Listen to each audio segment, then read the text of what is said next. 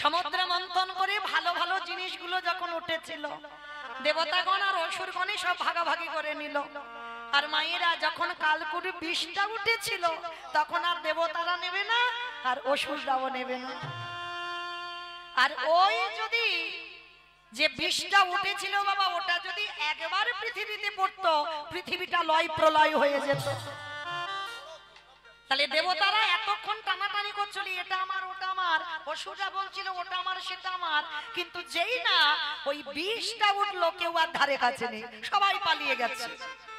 পরম বৈষ্ণব মনে মনে ভাবলেন, মৃত্যু যদি হয় আমি মরব, কিন্তু জগতে যেন সবাই ভালো থাকে। যার জন্য কলিযুগে অদ্বৈত আচার্য গোসাই একার জন্য কৃষ্ণকে গোলক থেকে ডাকেনি, গোটা সমাজের মঙ্গলের জন্য তিনি 12 বছর তুলসী ভাসিয়ে রেখেছিল। নিজের ব্যক্তিগত মঙ্গল নয়, সবার মঙ্গলের জন্য। তা সেই বাবা যখনই বিষটা উঠল না, নিজেই পান করেছিল। নারদ মুনি প্রশ্ন করেছিল বাবা ভোলানাথকে, আচ্ছা ভোলানাথ, তুমি যে বিষটা খেলে, আচ্ছা বিষটা খাওয়ার পর তোমার ওই কণ্ঠে আটকে গেল কেন? তুমি ভিতরে তো একটু দিতে পারতে, তুমি কণ্ঠে আটকে রেখে দিলে কেন? যার জন্য বাবার নাম হলো নীলকণ্ঠ। এই কণ্ঠে দেখবেন বাবার একটু নীল মতো হয়ে আছে, কারণ ওই বিষটা ওইখানে আটকে গেছে, এর ভিতরে আর যায়নি। তা নারদ মুনি তো বড় চালাক, প্রশ্ন করেছিল ভোলানাথকে, বলো ভোলানাথ, ত্রিদেবের মধ্যে তুমি একটা দেব, তাহলে বলো ওই যে বিষটা উঠলো তুমি কণ্ঠে ধরলে, ভিতরে দিলে না কেন? বলে, ওহে দেবর্ষি, আমি ভিতরে দেব কেমন করে তুমি বলতে পারো? আমি যখন নয়ন মুদ্রিত করে ঘুমায়ে থাকি, আমি দেখি আমার হৃদয়ে মাঝে গোবিন্দ দাঁড়ায় আছে। যখন আমি চলাফেরা করি, দেখি আমার হৃদয়ে গোবিন্দ বাসা বেঁধে আছে। যখন আমি ধ্যানস্থ হয়ে যাই, তখনই দেখি গোবিন্দ আমার হৃদয়ে আছে। তাহলে বলো দেবর্ষি, যে হৃদয়ে আমার ভগবান বাস করে, বলো বলো নারদ, সেই হৃদয়ে কেমন করে বিষ তুলে দেব? তাই আমি কণ্ঠে আটকে রাখলাম কেন জানো? আমি কষ্ট পাই পাবো, এই জগতে প্রতিটা ভক্তের হৃদয়ে আমার গোবিন্দ দাঁড়ায় আছে।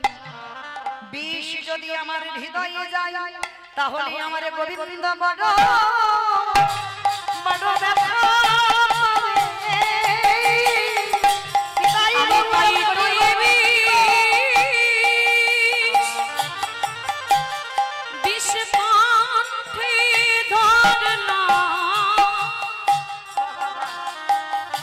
আমার গোবিন্দ বড় বড় ব্যথা পাবে। তাই তো নারদ তোমার চরণ ধরে বলি, এই জগতে যত যত ভক্ত আছে, সবার হৃদয়ে আমার গোবিন্দ বাসা বেঁধে আছে। শুধু একবারে ডাকার অপেক্ষায় বসে থাকে, যে জন ডাকার মতো ডাকতে পারে, যে জন ভালোবাসার মতো বাসিতে পারে, আমার ভগবান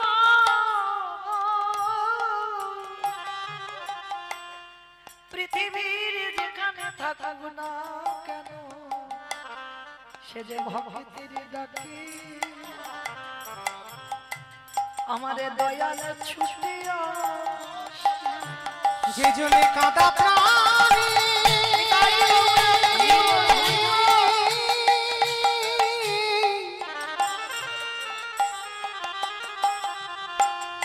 যে জলে কাঁদা প্রাণী,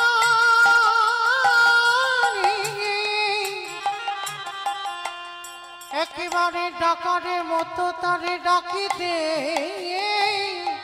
পারে। সেই ভক্তের ডাকে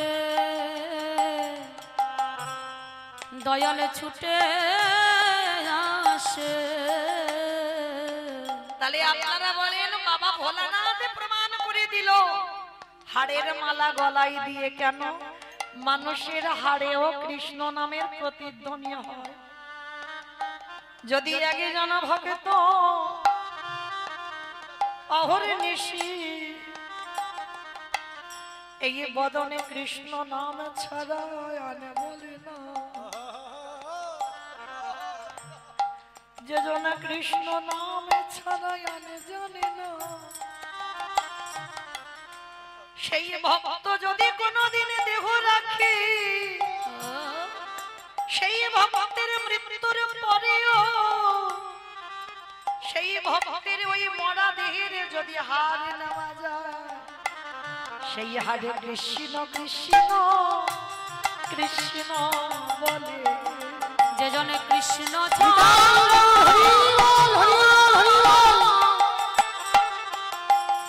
যে জনে কৃষ্ণ ছাড়া আন জানে না, সেই ভক্তের হরে কৃষ্ণ কৃষ্ণ কৃষ্ণ বলে। এই জগতে ভক্ত যদি হতে চাও তাহলে কি করতে হবে জানো? ভক্তের পদ ধুলা গড়াবো ধুলা গায়ে মাখা,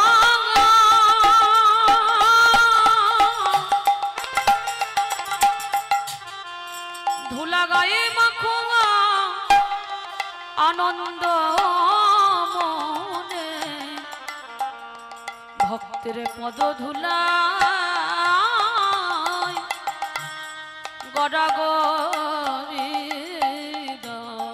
এই যে ভক্তের পদ ধুলা নয়, গোপী পদ রেণু।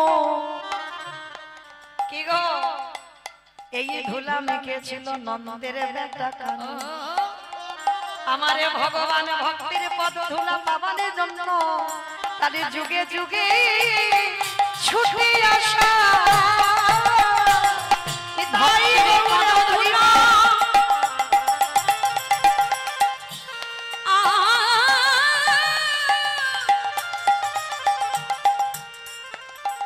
ভক্তের পদ ধুলা ধুলা পাবার লাগি, সে যে যুগে যুগে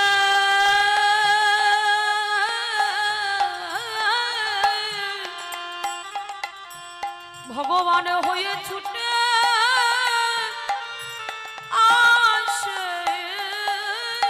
আসতে তাহলে সেই বাবা ভোলানাথ জগৎকে শেখালো কৃষ্ণ ভক্ত যদি মারা যায় তার এই দেহের হাড় পর্যন্ত কৃষ্ণ বলে। সেটা প্রমাণ ভগবান ধ্রুবকে বলছে, ধ্রুব এই যে হাড়গুলো দেখতে পাচ্ছ এটা মানুষের হাড়। ধ্রুব প্রশ্ন করলো, প্রভু গো তুমি একেবারে বলে দাও সে কত বড় ভক্ত যে ভক্তের হাড়ে এখনো কৃষ্ণ নামের প্রতিধ্বনি বাজে। বৈকুণ্ঠপতি নারায়ণ বললেন, ধ্রুব এক জন্মের সাধনাতে আমার পাওয়া যায় না, কোটি কোটি জন্মের সাধনা যদি না থাকে। কি গো মাইরা, এই যে আপনারা কত বয়স জ্যেষ্ঠ বা জ্যেষ্ঠা বসে আছেন, আপনাদের চরণে আমি অনেক ছোট অনেক কনিষ্ঠা, তাহলে এই জায়গায় দাঁড়াবার সাহস কি বাবা এক জন্মে হয়েছে? এই যে গুরুজনদের সামনে দাঁড়িয়ে কীর্তন গাওয়া এ ক্ষমতা বাবা এক জন্মে সাধনা নয়, অনেক জন্মে সাধনা আছে, তারপরেই তো আপনাদের চরণে দাঁড়াতে পেরেছে। তা ধ্রুব মহারাজ 5 বছরে কৃপা পেয়েছিল কেন? নারায়ণ বলছে, শোনো ধ্রুব, এই যে হাড়গুলো দেখছো না, এই যতগুলো হাড় সবকটা হাড়ই তোমার দেহের হাড়। ধ্রুব শোনা মাত্র চমকে উঠেছে, ঠাকুর আমার দেহের হাড়? বলে হ্যাঁ। ওগো ধ্রুব মহারাজ, যতবার তুমি পৃথিবীতে এলে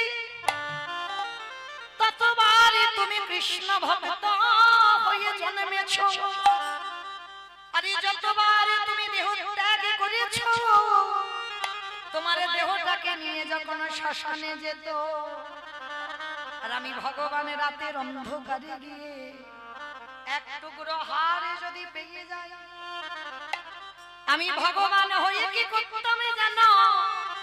তোমার ওই প্রতিটা জন্মের একটা একটা করে হাড় গুছাতে গুছাতে আজ হাড়ের পাহাড় তৈরি হয়েছে।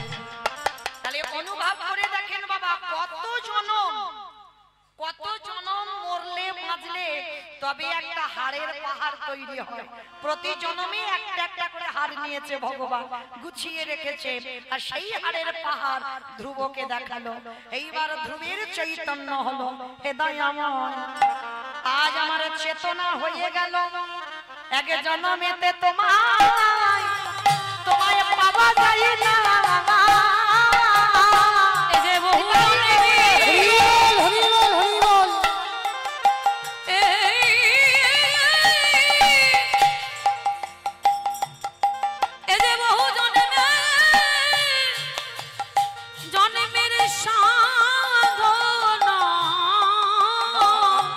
প্রভু এক জন্মে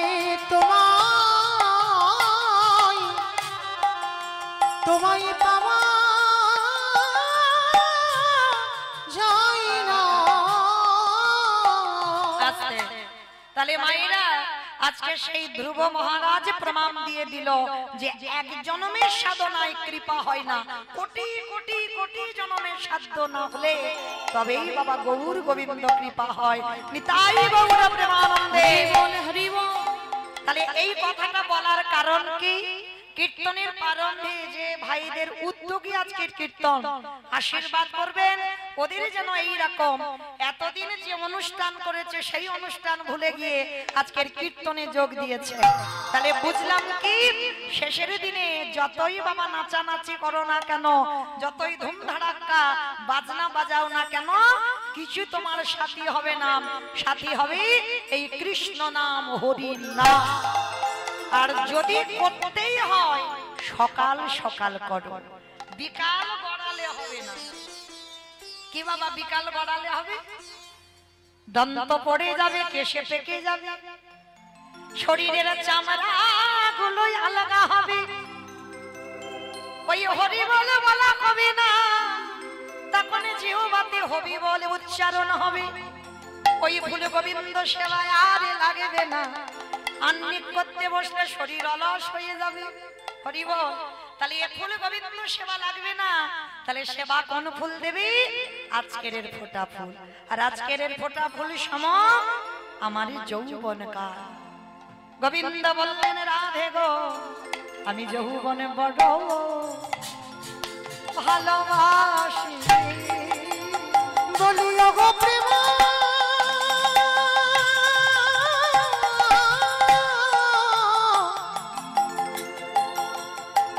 বলিও গো প্রেম ওই রাধে।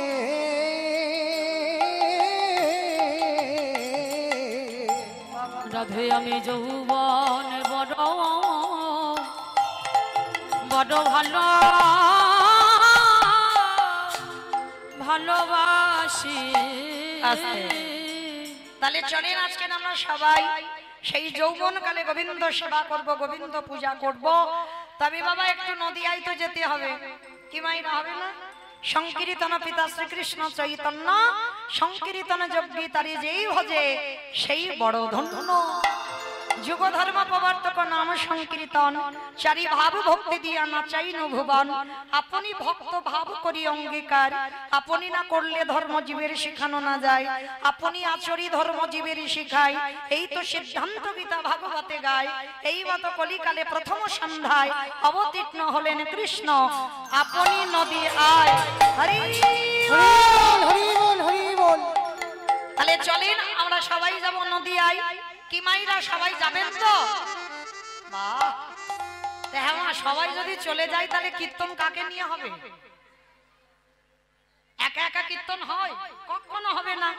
একা একা যদি কীর্তন হতো বাবা, সত্য যুগে ভগবান চার নারায়ণ হয়ে খেলা করেছিল, ত্রেতা যুগে চার ভাই হয়ে খেলা করলো, দাপার যুগে 12 জন প্রধান 12 জন উপপ্রধান, মানে মোট 24 জন বন্ধু নিয়ে খেলা করলো, কিন্তু খেলায় সুখ হলো না। কেন? ভগবান বলছে এই গুণাগত মানুষ নিয়ে খেলে আনন্দ হচ্ছে না, এবার খেলোয়াড়ের সংখ্যাগুলো একটু বাড়াতে হবে, মানে অগন্তি, মানে হিসাব থাকবে না। যার জন্য কলিযুগে চৈতন্য মহাপ্রভু যে খেলাটা খেলছে, হরি বল বাবা, এই খেলাতে কোনো হার জিত হয় না। মানে দেখবেন ফুটবল বলো, ক্রিকেট বলো, কবাডি বলো, যে কোনো খেলা এক পক্ষ হারে এক পক্ষ জেতে, কিন্তু এই খেলাতে যারা যোগ দেয়, বলি দেখো দেখো সবাই জেতে, বলে সবাই যেতে, বলি সবাই জেতে, বলে এ খেলাতে যারা খেলে তারা সবাই যেতে। খালি মাইরা, এই খেলায় আমরা কেউ হেরে যাব না, সবাই জিতে যাব। আর এই খেলার ধরনটা কেমন জানো? বলি ধরা ধরি আর জড়া জড়ি, বলে ধরা ধরিয়া বলে ধরা ধরিয়া ঝরা জড়ি, বলে এদি ভক্তির ভক্তির প্রেমে গড়া গড়ি, এই যে ধরা ধরিয়া ঝরা জড়ি। আসতে আমাইরা খেলাটা বুঝতে পেরেছো? জড়া জড়ি আর ধরা ধরি, মানে এখানে ছোট বড় কিন্তু বিচার নাই। কি করে জানো? আজ পিতা ধরে পুত্রের পায়ে, দেখো পিতা ধরে দেখো পিতা ধরে পুত্রের পায়ে, এই হরি নামে নামের আনন্দেতে, দেখো পিতা ধরে পুত্রের পায়ে। আসতে যদি বলেন কেন? এই যে আমি কীর্তন করছি বাবা, অনেকের তো সন্তান সম, অনেকের ভগ্নী সম, অনেকের ছোট, কিন্তু আটকানো যাবে কি? হরিবাসরে দাঁড়িয়ে বাবা সবাই চরণে পড়ে যায়। মহাপ্রভু বললেন এইটা হচ্ছে কলিযুগের খেলা, মানে জড়াজড়ি ধরাধরি, পিতা পুত্রের পায়ে ধরবে, পুত্র পিতার পায়ে ধরবে, এটাই হচ্ছে খেলা। আর এখানে সংখ্যা অগন্তি। কি বাবা গোনা কত আছে? এখানে হিসাব করে রেখেছি যে এই হরিবাসরে মানে 100 জনের বেশি থাকা যাবে না। হবে কি? হবে না। এখানে খেলোয়াড়ের সংখ্যা অগন্তি। তাহলে চলেন সবাই আমরা একসঙ্গে খেলবো। আর খেলার ধ্বনিটা কেমন জানো? ওগো জয় জয়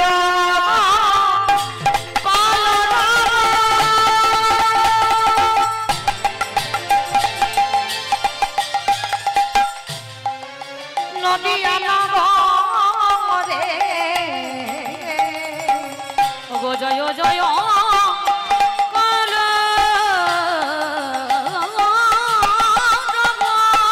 আসতে মাইরা বলো তো কলরব মানে কি? মারামারি। কলরব মানে মারামারি। কলরব মানে কি? হ্যাঁ, গন্ডগোল হইচই, এই যে একটু আগে হচ্ছিল। কিন্তু মহাপ্রভু বললেন ওইটা তো খেলা নয়, ওটা সংসারের জন্য গন্ডগোল হচ্ছে, ওই গন্ডগোল এখানে বললে হবে না। গন্ডগোলটা কি হবে? মাত্র 3টে ধ্বনি, শঙ্কর ধ্বনি, উলুদ ধ্বনি, আর যাদের যাদের হাত আছে, যাদের নাই বলবো না। কি মা সবার আছে তো? যাদের আছে বাবা একবার দেখান। নিতাই গৌর প্রেমানন্দে হরি হরি বল। বেশ, কই এবারে একটু উলুদ ধ্বনি দাও।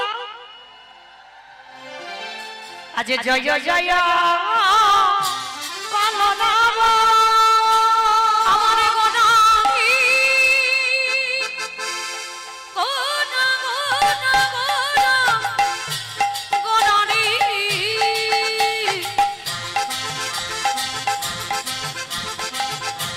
গোনা গোনা গোনা গোনারি গোনা গোনারি ওই নদীয়ার চাঁদ গোনা আমার প্রাণে গোনা আজি জয় জয়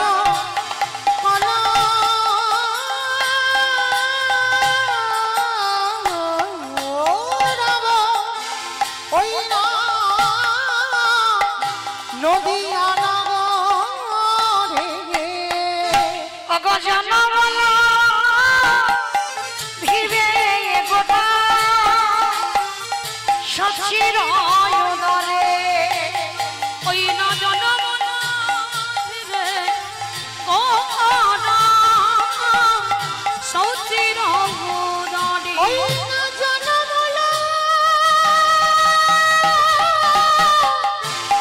লোহিবে গোরা সচির উদরে ওই না নদীয়াতে প্রভুর উদয় হলো ওই নদীতে গৌরদারি হল ওগো রাধা প্রেমে আশাদিতে ওই নদীতে উদয় হল রাধা প্রেমে আশাদিতে ওই নদীতে উদয় মুখে প্রেমানন্দে হরি বল নদীতে হরি বল নদীতে উদয় হল নদীতে উদয় হল এবার জনমল ভিবে গোরা সচির আস্তে। তাহলে কৃষ্ণ কলিযুগে গৌরাঙ্গ হলো আর গৌর হয়ে এসে নদিয়ার মাটিতে কি করছে যাকে দেখতে পাচ্ছে বাবা ছোট বড় বিচার করছে না পা দুটো জড়িয়ে ধরে বলছে তোরা একবার কৃষ্ণ বল। আচ্ছা বাবা এই জায়গাটা খুব মন দিয়ে শুনবেন কেমন একটা 24 বছরের ছেলে 60 বছরের মায়ের পা ধরতেই পারে এতে অসুবিধা নাই 24 বছরের ছেলে 80 বছরের বাবার পায়ে ধরতেই পারে এতেও অসুবিধা নাই কিন্তু সেই 24 বছরের ছেলে কিনা বিশ্বের স্রষ্টা মালিক ভগবান তিনি কেন বাবা ধুলাই গড়াগড়ি দিয়ে বলছে তোরা একবার কৃষ্ণ বল। ভগবান সত্যযুগে সিংহাসনে বসলো ত্রেতা যুগে 14 বছর কাটিয়ে বন থেকে এসে সিংহাসনে বসলো দাপরেতে মথুরার রাজা বৃন্দাবনের রাজা দ্বারকার রাজা হলো কিন্তু কলিযুগে ভগবান কাঙাল হলো কেন শুধু কাঙাল হলো না লোকের দাঁড়ে দাঁড়ে গিয়ে হরিনাম দিচ্ছে শুধু হরিনাম দিচ্ছে না যে নিতে চাইছে তাকে দিচ্ছে যে নিতে চাইছে না তার দুটো পা জড়িয়ে ধরে বলছে কৃষ্ণ বল। কারণটা কি ভগবান হয়ে 3 যুগে বড় লোক হলো আর কলিযুগে কাঙাল হলো কেন এই কেনর কথা জানতে গেলে মা একটা কথা শুনতে হবে ভালো করে কথাটা শুনে প্রশ্নের উত্তর দেবেন কেমন। আচ্ছা আপনার পাশ বাড়ির সঙ্গে খুব ঝগড়া মানে ঝগড়া বলা ভুল বাবা মারামারি হয়ে গেছে খুনোখুনি হয়ে গেছে থানা পুলিশ হচ্ছে মামলা পর্যন্ত চলছে মানে পাশে মানে সকাল হলে মুখ দেখা দেখি হয়। আচ্ছা ধরো সকালবেলা ঘুম থেকে উঠেছো ঘুম চোখটা খুলে তুমি একটা ভালো শুভ কাজে যাবে হঠাৎ যদি সেই শত্রু তোমার সামনে পড়ে যায় অমাইরা তাকে সত্যি করে বলবে প্রণাম করেই তবে তুমি যাবে শুভ কাজটায় বাহ তাকিয়েই দেখবো না সঙ্গে সঙ্গে ওইখানে দুম করে মাথায় হাত দিয়ে বসে পড়বে হাই হাই হাই হাই আমার দিনটা মাটি হয়ে গেল কি মা বলবে না যদি বা যেত সে আবার ঘরে ঢুকে যাবে কারণ শত্রুর মুখ দেখেছে আর শত্রুর মুখ দেখলে আমাদের যাত্রা অশুভ হয় কি মাইরা এটা তো আমাদের ধারণা শুধু আপনাদের নয় সবার এখানে প্রত্যেকটা মানুষের ধারণা শত্রুর মুখ দেখে শুভ কাজে গেলে যাত্রা অশুভ হয় তাহলে এটা যদি ঠিক হয় তাহলে তো বাবা মহাভারত মিথ্যা হয়ে যাবে। ভগবান মহাভারত বলো রামায়ণ বলো বাবা সবটাই তো জীব শিক্ষা সমাজ গঠন করেছে রামায়ণ বা মহাভারত সমাজটাকে গঠন করতে চেয়েছে কি রকম যেমন ধরুন রামায়ণের দিকে তাকিয়ে দেখেন রঘুপতি রামচন্দ্র রাজা হয়ে কিন্তু শিখিয়েছে দেশের একজন রাজা হতে গেলে তার নীতিটা কেমন হওয়া উচিত রামচন্দ্র রামায়ণে শিখিয়েছে রামচন্দ্র শেখালো একজন সন্তান হয়ে একটা পিতামাতাকে কেমন করে ভালোবাসতে হয় রামচন্দ্র শেখালো একজন বড় দাদা হয়ে ছোট ভাইকে কেমন ভালোবাসতে হয় রামচন্দ্র শেখালো একজন স্বামী হয়ে তার স্ত্রীকে কেমন করে ভালোবাসতে হয় আর মহাভারত আজকের এটাও শেখালো শত্রুকে বড় জায়গা দাও আর এখানে যত যত ভক্ত আমরা উপস্থিত আছি, যারা দাঁড়িয়ে আছো, যারা বসে আছো, আমি কীর্তনিয়া সম্প্রদায় প্রত্যেককে বলবো, আমরা যত যত জগতে ভক্ত আছি, শত্রুকে বড় জায়গা যে দিতে পারবে, তা সব কাজ বাবা জয় জয়কার হবে, হতে বাধ্য, হতেই হবে। যদি বলো প্রমাণ, আমার মুখের কথা বিশ্বাস করতে হবে না, প্রমাণ তো মহাভারতে যুধিষ্ঠির মহারাজ। কি বাবা, যে পক্ষে কৃষ্ণ রয় সে পক্ষে তো অপমৃত্যু হয় না। তাহলে যাদের সঙ্গে স্বয়ং কৃষ্ণ বর্তমান, কি প্রয়োজন ছিল যুদ্ধে যাওয়ার আগে গান্ধারীর পদধূলাটা নেওয়ার? ছিল কি মা প্রয়োজন? তাদের সঙ্গে তো কৃষ্ণ ছিল, দরকার ছিল না কারোর পা ধুলা। তবু কিন্তু যুধিষ্ঠির মহারাজ যুদ্ধে যাওয়ার আগের দিন কৃষ্ণ দয়াময়কে বলেছিল, কৃষ্ণ তুমি ক্ষণকাল বিলম্ব করো, যুদ্ধে যাব সকাল বেলা, আর যুদ্ধে যাওয়ার আগে একবার আমার বড় মাকে প্রণাম করতে চাই। ভগবান চমকে উঠেছিল, অসম্ভব, যে বড় মা তোমার জীবনে মঙ্গল চাইল না, যে বড় মা তোমার জীবনে ভালো চাইল না, আর তুমি কিনা সবার প্রথমে সেই বড় মা শত্রুর পা ধুলা। যুধিষ্ঠির মহারাজ কেঁদে বলল, কৃষ্ণ হরি বল, এইটা যদি অন্য কেউ বলতো আমি মানতাম, কিন্তু তোর মুখে সাজে না ভাই। আমি জানি আমার বড় মা ভালো নয়, আমার বড় মা আমার শত্রু, আমি জানি আমার বড় মা সব সময় ঠাকুরের কাছে মানত করে, কবে যুধিষ্ঠির মরবে, কবে ভীম অর্জুন নকুল সহদেব ওদের ধ্বংস হবে, আমার বড় মা সব সময় বলে। তা কৃষ্ণ বলছে, তুমি জানো যদি, সেই বড় মাকে প্রণাম করছো কেন? আস্তে আস্তে কথা নয়, বলে প্রণাম করছি কেন জানো? তার একটাই কারণ, কৃষ্ণ তুমি ভুলে যেতে পারো, কিন্তু আমি তো ভুলি না, সে যে আমার বড় মা, আমার মায়ের থেকে আমার বড় মার জায়গাটা আগে।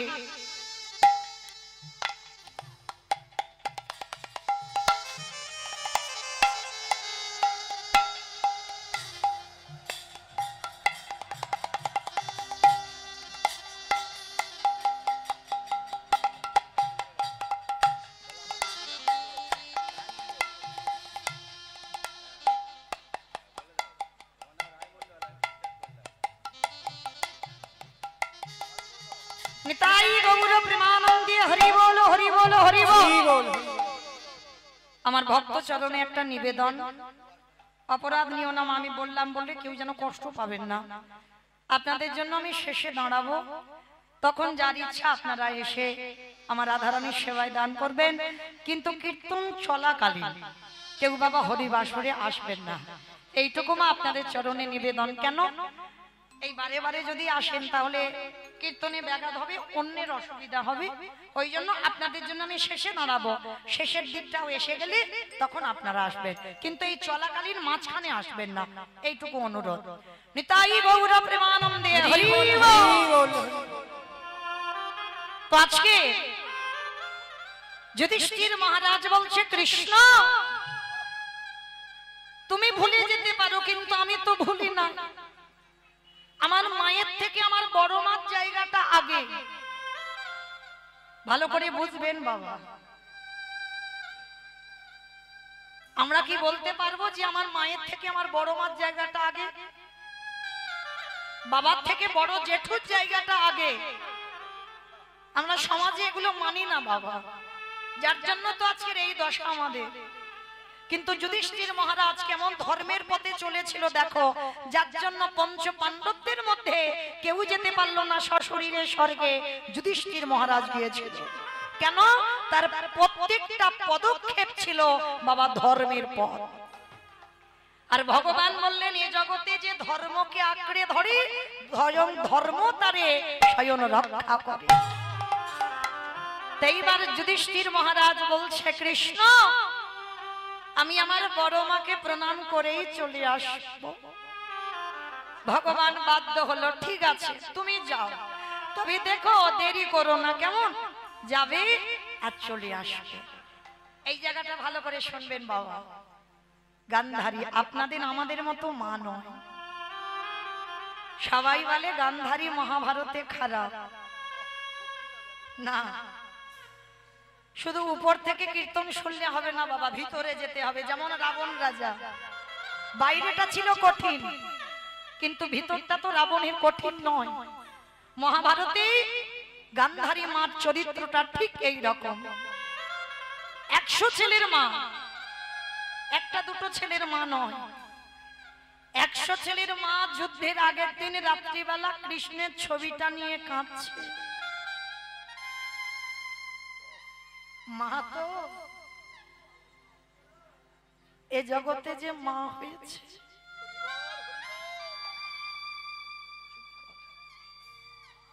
সেই জগতে জানে বাবা আজকের আমার ছেলের মঙ্গল হবে না অমঙ্গল হবে। গান্ধারী 100 ছেলের মা কৃষ্ণের ছবি ধরে বলছে, কৃষ্ণ 100টা ছেলে দিলি বাবা,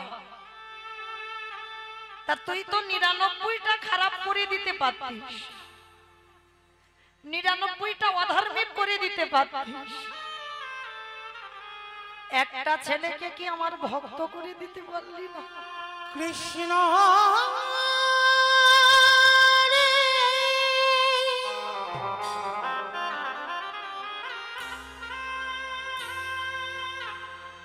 একেবারে দেখা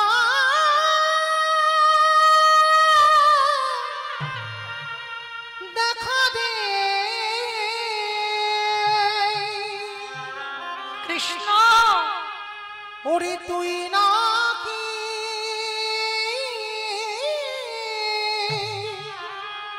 ভক্তে ভগবান।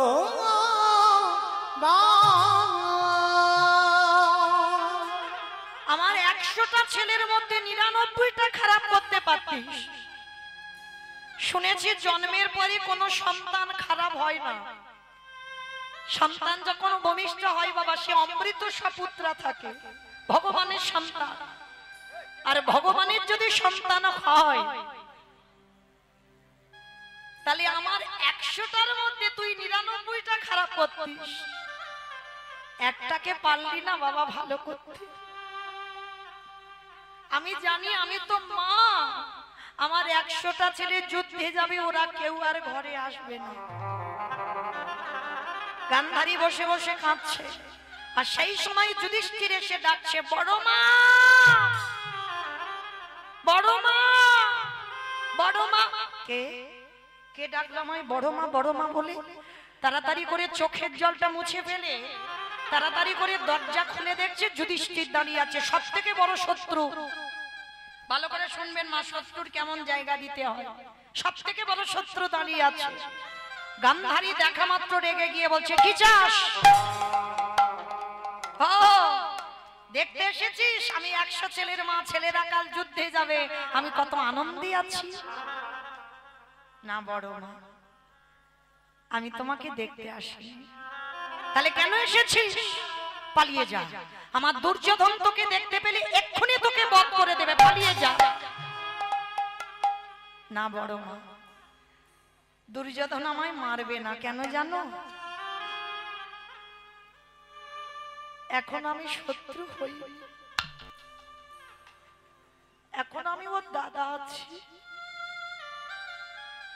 কাল সকালবেলা ওরা যখন যুদ্ধে 100 জন দাঁড়াবে, আমরা যখন 5 ভাই দাঁড়াবো, তখন আমরা সব থেকে বড় শত্রু হব। তা কেন এসেছিস আমার কাছে রাত্রিবেলা? কালকে সকাল হলে তোকে তো যেতে হবে কুরুক্ষেত্রে, তাহলে আজকে দাঁড়িয়ে আছিস কেন আমার কাছে? কি চাস? বড় মা, এত বড় হয়েছে জীবনে তো তোমার কাছে কিচ্ছুটি চাই না। আজকে জীবনে প্রথমবারই একটা জিনিস চাইবো, তুমি দেবে বড় মা। বল, যদি আমার কাছে থাকে, আমার সাধ্যের মধ্যে হয় তাহলে দেব। আছে বড় মা, তোমার কাছে আছে বলেই তো আমি এসেছি। ঠিক আছে, যদি থাকে তো দেব, না ওরকম করে বললে হবে না। আগে আমার মাথা ছুঁয়ে বলো, আমি তোমার কাছে যা চাইবো তুমি দেবে। আরে বাবা মাথা ছোঁয়ার কি আছে, বললাম তো আমি দেবো, বল কি চাস। না ওরকম করে বললে হবে না, আগে মাথা ছুঁয়ে বলো। গান্ধারী মাথা ছুঁয়ে বলল, বেশ আমি কথা দিলাম, তুই আমার কাছে যা চাইবি আমি তোকে দেব দেব দেব। বেশ তাহলে বড় মা তুমি ত্রিসত্য অঙ্গীকারে আবদ্ধ হয়েছো, যেন ভুলে যেও না।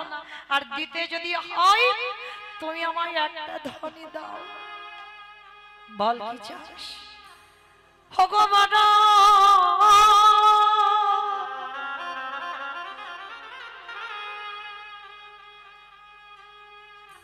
তোমার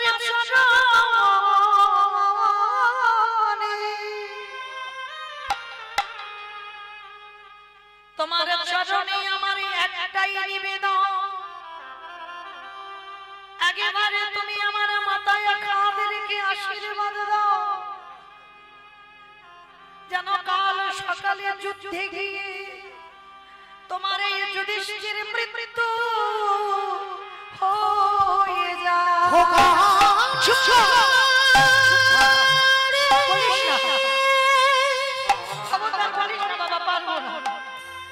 তুই এমন করি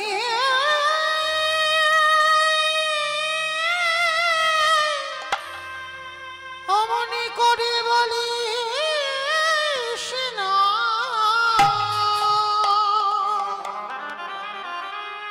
আমি যে বড় মা হয়ে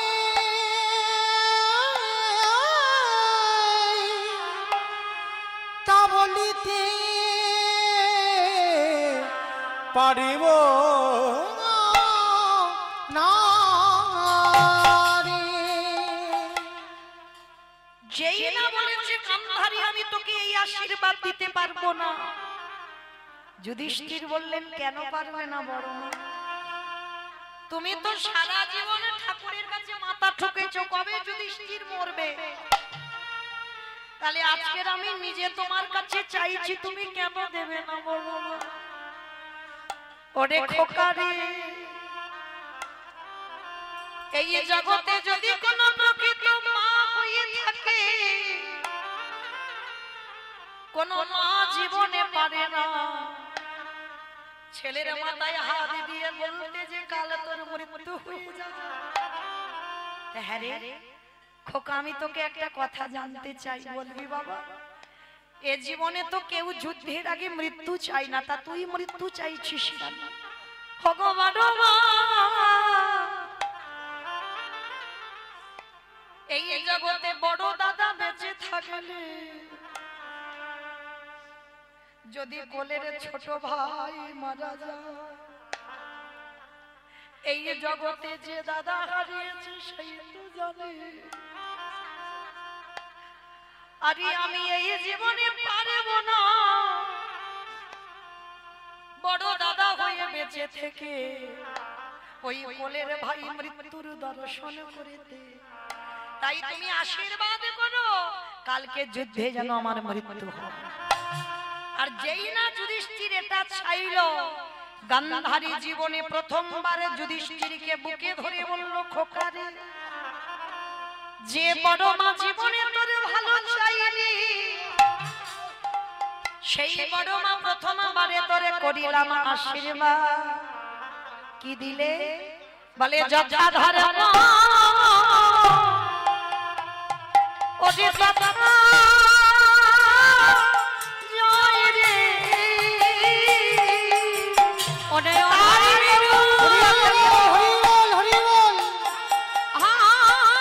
জয় রে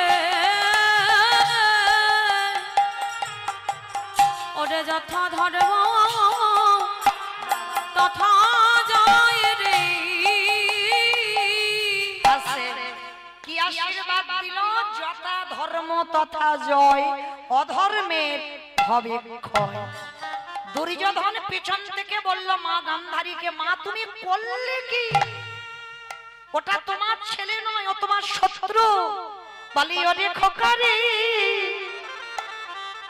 আমি জানিও আমার শত্রু, কিন্তু আমি নিজে চোখে দর্শন করলাম যাদের সাথে আমার স্বয়ং ভগবান বর্তমানে থাকে, দেখে দেখে তারা জয়ী হয়ে হয়ে ঘরে ফিরিল নিতাই গৌর হরি বল কৃষ্ণ দয়া সে যে বর্তমান থাকে তারা জয়ী হয়ে ঘরে ফিরল। এইবার লক্ষ্য করে দেখেন সেই দুর্যোধন যুদ্ধে যাবার সময় বাবা মাকে প্রণাম করলো না, আর এরা 5 ভাই সবথেকে শত্রুকে প্রণাম করে যুদ্ধে গেল, আর গিয়ে সশরীরে জয়ী হয়ে কৃষ্ণকে নিয়ে ফিরে এলো। তাহলে এইটুকু শুনে কি বুঝলাম, যাদের সঙ্গে কৃষ্ণ ছিল দরকার ছিল না গান্ধারীর পাদ ধুলা, তবু নিল কেন?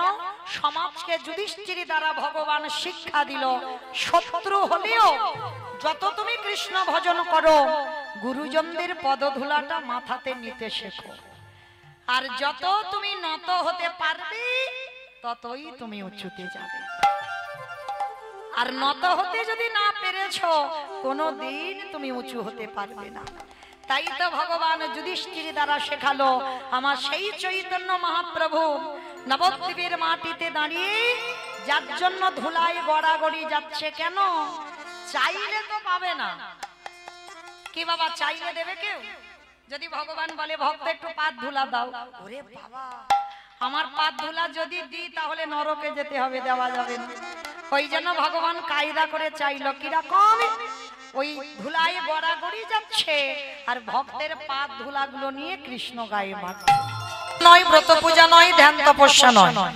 চৈতন্য মহাপ্রভু বললেন, কেউ যদি যজ্ঞ অনুষ্ঠান না করে তাতে অসুবিধা হবে না, কেউ যদি ব্রত পূজা অর্চনা না করে তাতেও খুব একটা অসুবিধা হবে না, কেউ যদি বার ব্রত নাও করে তাতেও অসুবিধা হবে না, কিন্তু কলির মানুষকে একটাই পথ অবলম্বন করতেই হবে বাবা।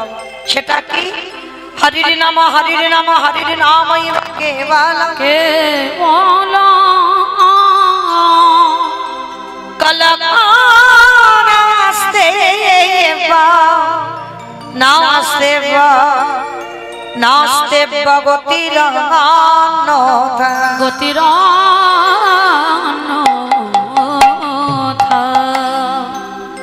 কলির মানুষের হরিনাম ছাড়া কোনো গতি নাই, কোনো গতি নাই, কোনো গতি নাই। যে যাই করো না কেন বাবা, যেমন আমার এই কমিটি ভাইরা এখানে নাকি যাত্রা নাটক ফাংশন অনেক কিছু অনুষ্ঠান করেছে, কিন্তু আজকে দেখেন শেষ পদ্ধতিটা ধরতে হলো কি? এই হরিনাম সংকীর্তন।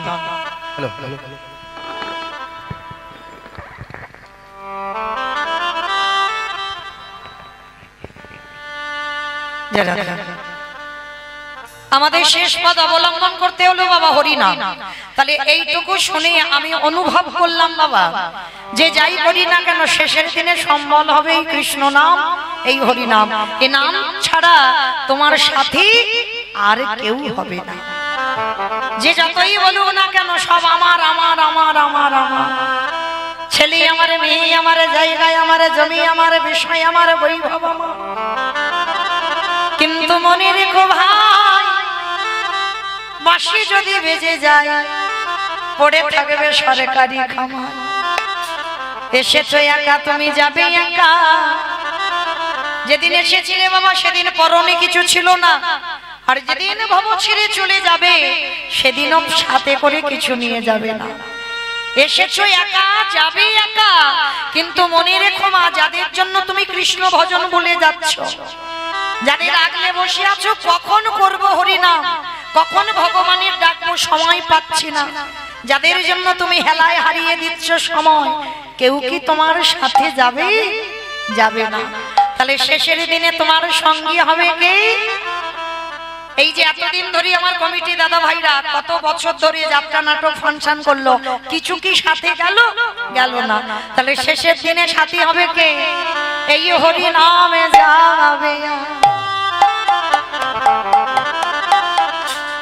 আমাদের পচা দেখো,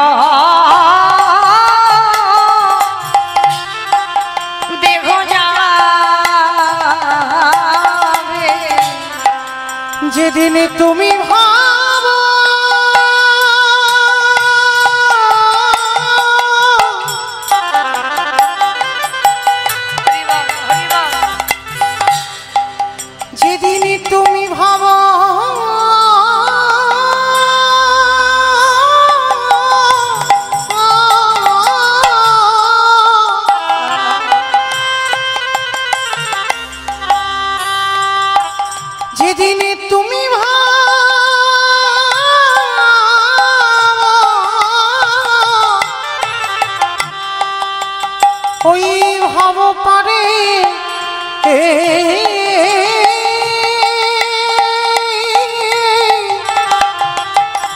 পারে যাবে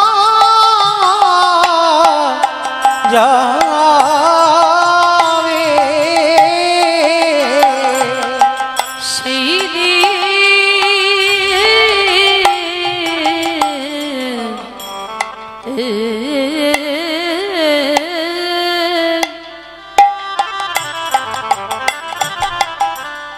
সেই দিনে নামে যাবে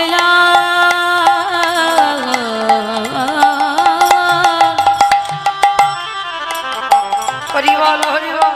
আমাদের পচা দেহ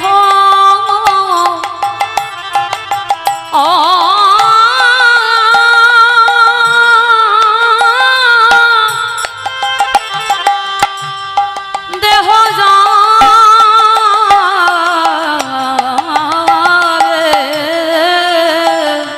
আমরা সময়ে থাকিতে কৃষ্ণ ভজন করিলাম না ভয়, শুধু আশা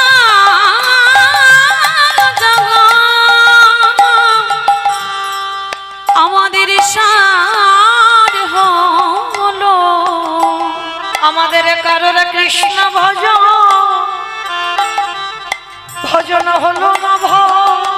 কৃষ্ণ বলব বলি এইভাবে আমরা সবাই মায়ার বাঁধনে বন্দী হলো। হা কৃষ্ণ বলি নানা কাঁদলাম না রে। হৃদয় মায়া শুধু এলাম খেলা রোজগার করে চলে গেল। আমাদের হলি বলা আরে হলো না রে। হৃদয়ময় আমি এবারে পার ঘাটাতে আমি দাঁড়াই রইলাম। বলে এইবার উদ্ধার করো মোরে। হৃদয়ময় আমার কেশে ধরে ধরে টেনে নিও। আমি মায়া মাঝি আজ পড়ে আছি। হৃদয়ময় যেন পতিদি বলে ঠেলে দিও না। তুমি তো পতিতে পাবা অগনামে ধরেছ। যেন চরণ ছাড়া ছাড়া করো না হে। আস্তে আস্তে আস্তে মাগো, কথা নয় কথা নয়, একটু গন্ডগোল হচ্ছে, বড় গন্ডগোল হচ্ছে। সবার মাইকটা প্রবলেম হচ্ছে কেন দাদা? বক্সের এত আওয়াজ হচ্ছে নাকি বুঝতেই পারছে না। হরি বল। যারা এই জগতে মায়েরা যদি ভজন করতে হয় বাবা, একটু সকাল সকাল ভজন করতে হবে। কারণ আপনারা জানেন শিশুকালে কৃষ্ণ ভজে কৃষ্ণ পাবার আসে। কৃষ্ণ পাবার আসে অগো যৌবন কালে কৃষ্ণ ভজে আসিবা না আসে। আসে বা না আসে। অগো বৃদ্ধ কালে কৃষ্ণ ভজে জমের তর আসে। মাইরা কীর্তন শুনলে হবে না, একটু হৃদয়ঙ্গ করতে হবে। সকাল সকাল ভজন করতে বলছি, আবার বলছি শিশুকালে কৃষ্ণ ভজে কৃষ্ণ পাবার আসে। যৌবনেতে কৃষ্ণ ভজে আসে বা না আসে। বৃদ্ধকালে কৃষ্ণ ভজে জমের তর আসে। কিন্তু মহাজনেরা বলছেন সকাল বেলাটা হলো বাবা দেহতত্ত্বে আমাদের কুড়ি ফুল। যেমন কুড়ি ফুল তুলে গোবিন্দ সেবাই দেওয়া যায় না বাবা, কুড়ি ফুল ভজনের অধিকার পায় না। অমাইরা কুড়ি ফুল সম বাল্যকাল। এই ছোট ছোট ছেলে মেয়েরা বসবে কীর্তন আসরে মা, কিন্তু ওদের কি অত অভিজ্ঞতা আছে কীর্তন সম্পর্কে? অভিজ্ঞতা নাই। কারণ আমরা তো আর সেই ধ্রুবের মা হতে পারিনি আর প্রহ্লাদের মা হতে পারিনি বাবা। হরি বল। এই ধ্রুব বলো আর প্রহ্লাদ বলো বাবা এমনি এমনি কৃপা পাইনি জানো। ধ্রুব 5 বছরে কৃপা পেয়েছিল, আর কৃপা পেয়ে বাবা ধ্রুবের মনে একটা অহংকার জন্মেছিল। ভালো করে শুনবেন কথাটা, যে ভাগবতে ধ্রুবের চরিত্র আমরা শ্রবণ করি, সেই ধ্রুবের 5 বছর বয়সে ভগবানের নারায়ণের কৃপা পেয়েছিল। আর কৃপা পাবার পরে বাবা ধ্রুবের মনে একটা অহংকার জন্মেছিল। কি অহংকার না, দেখো জগতে আমি 5 বছর বয়সে, আস্তে আস্তে আস্তে এত কথা বলছো কেন? সামনে ডান দিকে এগুলো সব কি হচ্ছে? হরি বল। ধ্রুবের মনে অহংকার জন্মালো, প্রভু আমার মতো বড় ভক্ত আর কেউ নেই। তুমি দেখেছো আমি 5 বছরে তোমার কৃপা লাভ করতে পেরে গেলাম, তারে আমার মতো বড় ভক্ত তুমি আজ জগতে দেখাতে পারবে?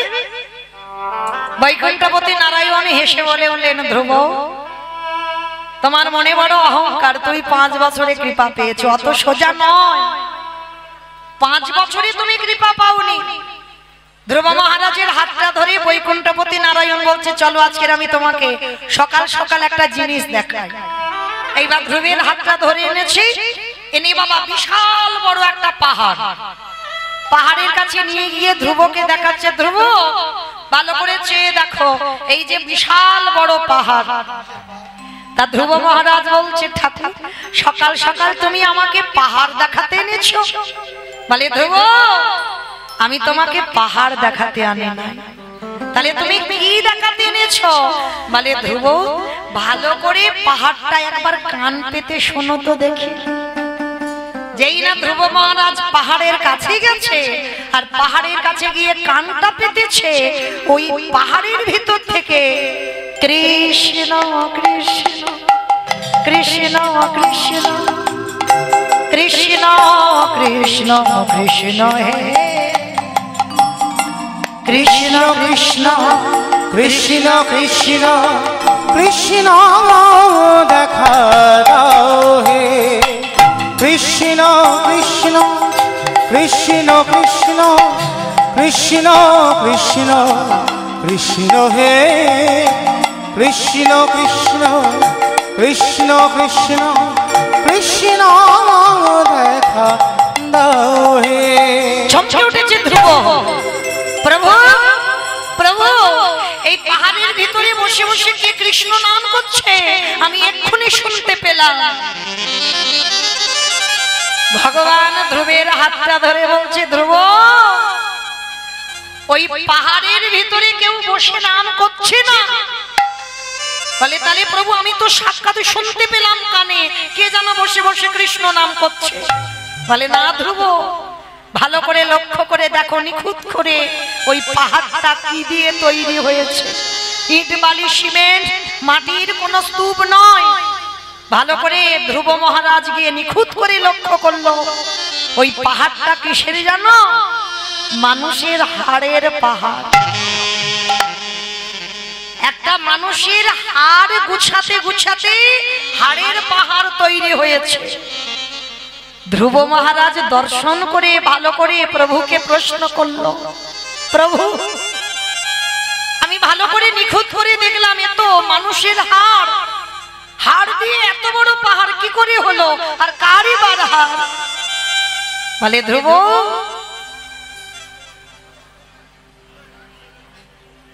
কি ব্যাপার হচ্ছে?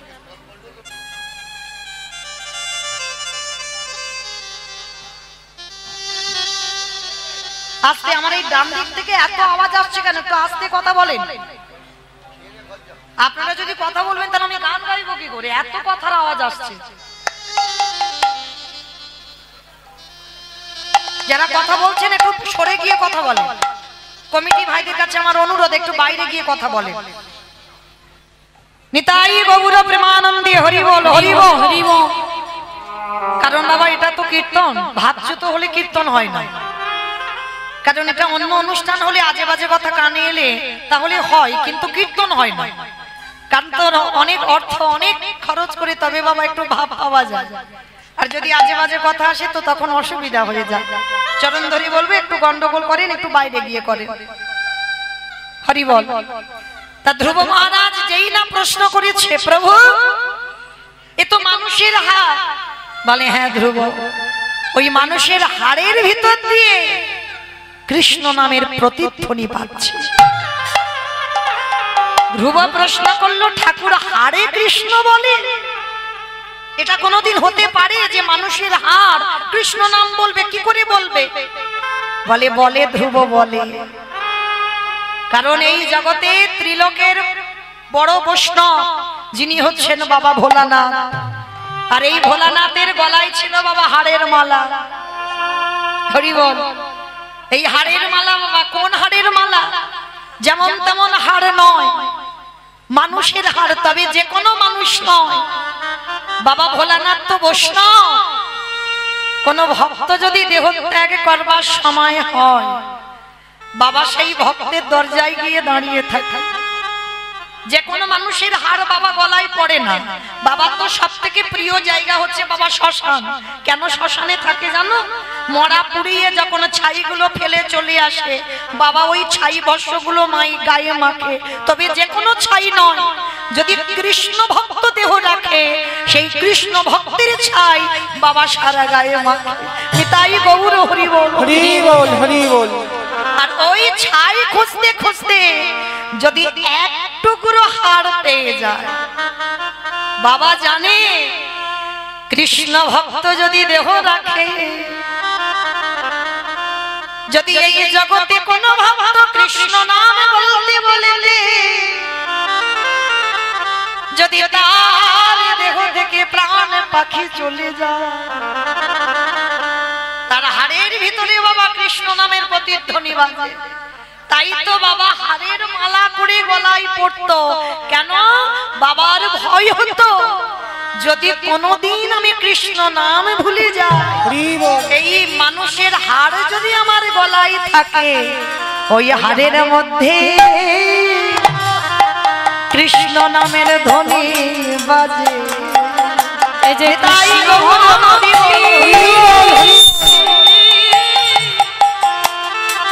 এই যে কৃষ্ণ ভক্তে হাড় বটে, এই হাড়ের মধ্যে কৃষ্ণ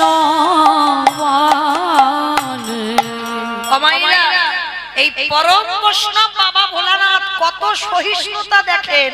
বৈষ্ণব হলে হবে না, ত্রিনাদপি শুনেছেন তরুরিব সহিষ্ণুনা অমানিনা মানদিনো কীর্তনিমা সদা হরি। আগে বৈষ্ণবতা অর্জন করতে গেলে বাবা সহিষ্ণুতা লাগবে। যেমন দেখেন গাছ দাঁড়িয়ে থাকে, এই এত রোদ এত গরম, কোনদিন গাছ তো বলে না আমার একটু এসি লাগিয়ে দাও, বলে না আমার একটু গাছের গায়ে পাখা লাগিয়ে দাও।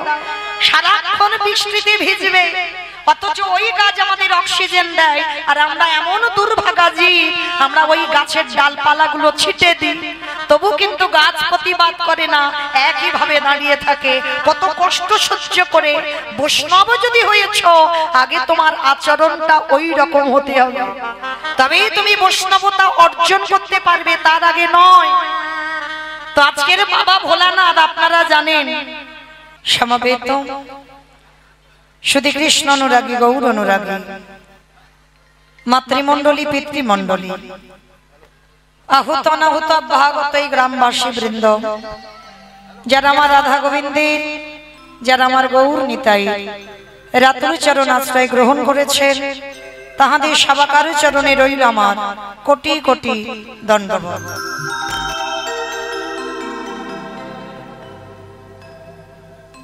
তারপরে জানাই, এখানে যত সাধুগুরু ব্রাহ্মণ বৈষ্ণব আছেন, তাহাদের পাদ পদ্মে রইল আমার ভক্তিপূর্ণ দণ্ডবত প্রণাম।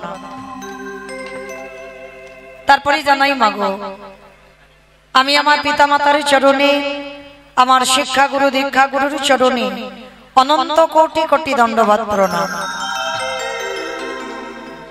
তারপরে যাদের কথা না বললে সব থেকে বড় ভুল হবে, সব থেকে বড় অপরাধ হবে, যে দাদা ভাই, যে বাবা ঠাকুর, যে ভাইদের ঐক্লান্তিক প্রচেষ্টায়, যাদের উদ্যোগে আজকের মহতী নাম যজ্ঞানুষ্ঠান, আমার মতো অধম কীর্তনিয়া মৌমিতা ঘোষ, আমি আমার সম্প্রদায়ের তরফ থেকে কীর্তনের প্রারম্ভে যাদের উদ্যোগে কীর্তন আছে, আমার মতো কীর্তনী আমি আমার সম্প্রদায়ের তরফ থেকে তাদের চরণে জানালাম কোটি কোটি দণ্ডবাদ প্রণাম।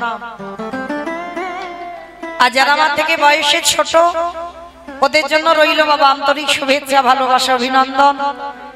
পরবর্তী দিনে যেন যুব সমাজ কিছু করুক বা না করুক, আমরা হিন্দু ধর্মের মানুষ হয়ে, আমরা সনাতন ধর্মের মানুষ হয়ে আমরা যেন সবাই আগে আসতে পারি বাবা এই হরিনাম সংকীর্তনে। তো শুধু আমি নয়, আপনারা যতজন ভক্তবৃন্দ পদধূলা দিয়েছেন, সাধুগুরু বৈষ্ণব আপনারা পদধূলা দিয়েছেন, আপনারা আমার এই কমিটি দাদা ভাই বাবাদের ভাইদের আশীর্বাদ করবেন, তাদের অন্তিম সময় পর্যন্ত এইভাবে যেন গৌর গোবিন্দ চরণে মন মতি থাকে। নিতাই গৌর প্রেমানন্দে হরি বল, হরি বল, হরি বল।